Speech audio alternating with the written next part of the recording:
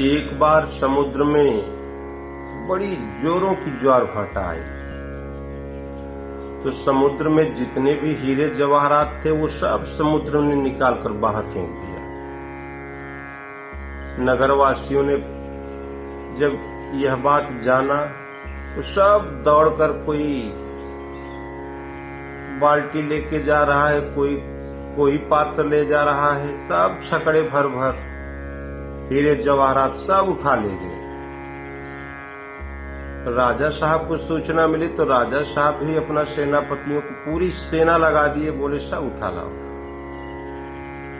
सब सेना गई, लिपट कर खूब अभी भर भर के ले गए हीरे जवाहरात, किंतु सब रत्न वैसे के वैसे ही पड़े रह गए। एक भी इंच उसमें कमी नहीं आई, रंच मात्र भी कमी नहीं आई। तो एक महात्मा उधर से गुजरे, उनको एक मनुष्य की खोपड़ी मिल गई, लगे उसी में भरने। पूरे समुद्र के हीरे जवाहरात सब समाप्त हो गए, लेकिन उस मनुष्य की खोपड़ी खाली की खाली रह गई। तो भैया, मनुष्य की खोपड़ी कभी भर नहीं सकती। सदैव मन में ये इच्छाएं रहती हैं कि थोड़ी और प्रगति हो जाए, 2-4 ट्रक और हो जाए, 2-4 कारखाने और लग जाएं, थोड़ा और भी संग्रह हो जाए, थोड़ा और भी संग्रह हो जाए। तो संग्रह करते करते आयु के दिन पूरे हो जाते हैं। और वो संग्रह करता किस वस्तु का है? जो एक दिन यहीं छोड़कर चले जाना है। जिसका संग्रह करना चाहिए उसकी तरफ उसका ध्यान ही नहीं। भला ये नाशवान वस्तु ये कभी शाश्वत हो सकता है क्या? एक थे सिकंदर महान, विश्व विजेता का ख्वाब देख रहे थे और लड़ते लड़ते भारत आ गए। यहाँ के महाराजा पुरु, उनसे युद्ध हुआ, लगभग युद्ध बराबर पर छूटा। इतने में उनको संग्रहणी का रोग हो गया, संग्रहणी की बीमारी हो गई। तो एक झील के किनारे सब लोग उनको लेकर बैठ गए। सिकंदर की माताजी ने कहा कि वैद्य जी, क्या आपके पास ऐसी कोई दवा नहीं है? क्या आपकी दवा में वो सामर्थ्य, ताकत नहीं है कि सिकंदर को ठीक कर सके? तुरंत वैद्य ने वो दवा फेंक दिया झील में। जहां दवा गिरा वहां वो बनने लगा, झील बंध गई। बोले माताजी, हमारी दवा में तो इतना पावर है कि इस झील को बांध दे, किंतु भगवान ही नहीं चाहता कि इसके आगे अब सिकंदर एक श्वास और ले सके।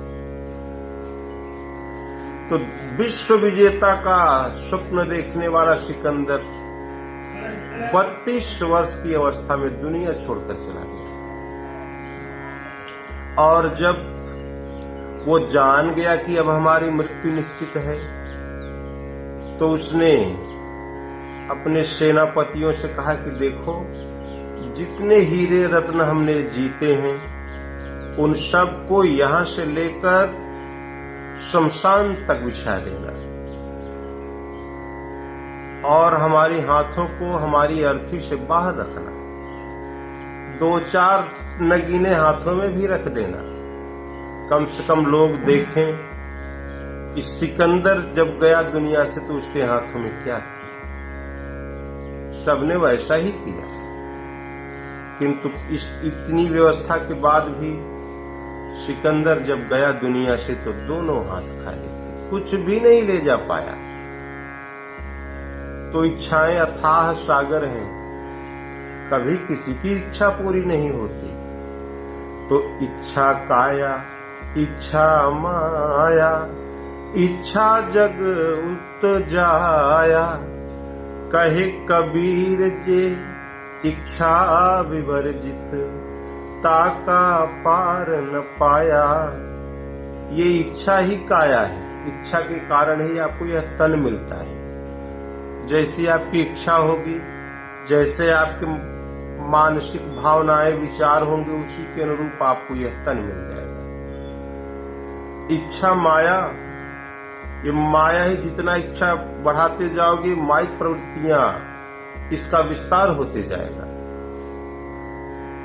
इच्छा जग उपजाया, बस इच्छाओं पर ही ये जगत टिका हुआ है। कहें कबीर जे इच्छा विवर्जित, जिन्होंने इस इच्छाओं को जीत लिया, अपने मन को जिसने जीत लिया, ताका पार न पाव, वो उस परम तत्व प्रकृति पार प्रभु सब और वासी, जो प्रकृति से परे परमात्मा है ना, वो उसको प्राप्त कर लेता है। फिर वो अजेय हो जाता है, उसको कोई जीत नहीं सकता। इसलिए मनुष्य को भगवान का भजन करना चाहिए। आप कितनी भी चतुराई कर लें, कितनी भी बुद्धि लगा लें, 3-5 करके अपना खूब बना ले, व्यवस्था कर ले, किंतु चतुराई चूल्हे पड़ी, घूरे पड़े अचार, तुलसी राम भजन बिनु चारों वर्ण चमार। वो चतुराई वो आग में पड़ जाए, आपके आचार विचार सदाचार वो सब घूर गड्ढे में फेंकने लायक है। यदि परमात्मा का भजन नहीं करता, भगवान का भजन नहीं करता, तो वो चारों वर्ण चमार केवल चमड़ी के पोषक हैं। इस चमड़ी पर उनकी दृष्टि है और उसमें कोई योग्यता नहीं। कितना भी भुजा भांजे, कितना भी मोछे थे, वो चमार है, चमड़ी का पोषक है। उसकी दृष्टि केवल चमड़ी तक ही है, उसके आगे उसकी पहुंच नहीं। इसलिए सबको चाहिए कि एक परमात्मा के चरणों में अपने मन को लगा दे और उनके किसी एक नाम का जाप करते रहे। भगवान के बहुत नाम नहीं है, ओम राम शिव, किसी एक नाम का जाप निरंतर करते रहना चाहिए। वास्तव में यही आपकी वास्तविक संपत्ति भी है। संसार में आप कितना भी विस्तार कर ले, किंतु वास्तव में आपके काम में जब भी आएगा तो आत्मिक संपत्ति ही आएगी। संसार की व्यवस्थाएं नश्वर, भला वो शाश्वत वस्तु आपको दे कैसे? इसलिए शाश्वत को पाना है तो शाश्वत मार्ग,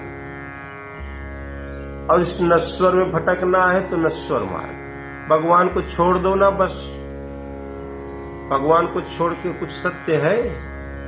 जब भगवान को छोड़कर कुछ सत्य नहीं है तो फिर क्यों परेशान हो? सब करो, कुछ भी छोड़ने की आवश्यकता नहीं। बस अपनी श्रद्धा से सर्वत्र से समेटकर अपनी श्रद्धा को भगवान के चरणों में लगा दो। सब भगवान को सौंप दो, कह दो भगवान आपने जो जिम्मेदारी दिया उसका हम पालन कर रहे हैं। ये बच्चे, ये परिवार, ये सब आपका है। आपने जो ड्यूटी दी हम वो कर रहे हैं। सब भगवान को सौंप दोगे तो भगवान आपसे अच्छी जिम्मेदारी निर्वहन करना जानते हैं। कमी है तो हम में, हमारा समर्पण उस प्रकार का नहीं है। इसलिए भगवान कहते हैं कि सब कुछ जो तुम्हारे मन मस्तिष्क में चल रहा है वो सब छोड़ और एकमात्र मेरी शरण में आ जा। मैं तुम्हें संपूर्ण पापों से मुक्त कर दूंगा, और पाप पुण्य की करे न आशा, सो पहुंचे रघुनायक पासा।